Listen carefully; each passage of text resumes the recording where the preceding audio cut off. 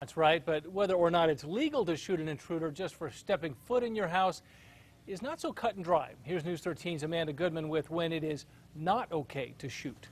Remember this from a couple of months ago? As soon as I looked up, I saw him. He was on the second floor already, coming towards me, and then he said, "Freeze," and he turned around, and I shot. That's a Northwest Albuquerque homeowner moments after he shot 44-year-old Richard Garcia in the back, wounding him.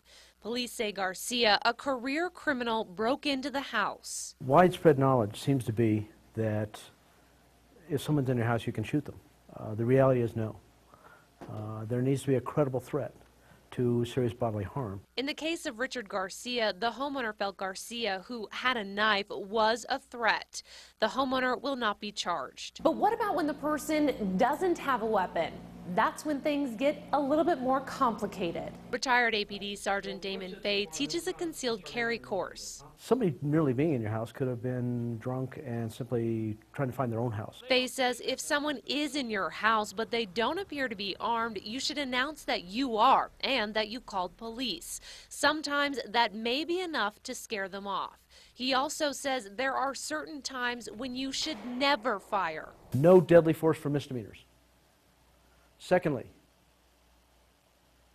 a fleeing nonviolent felon. They're outbound, they're gone. Elton John Richard broke that rule. The ex-Marine caught a man breaking into his SUV in his driveway, then chased him for blocks before shooting him in the back, killing him.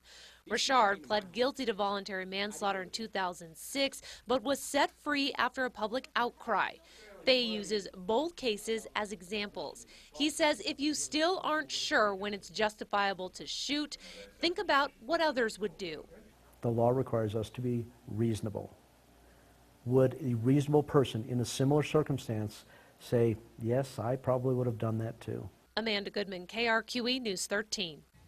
Now, there's obviously a lot of gray area here because even if a burglar does not intend to do any physical harm, people can't read minds, so they are understandably assume that the true intruder is dangerous. But the ex-sergeant says if they're not making a threatening move or showing a weapon, you could be charged.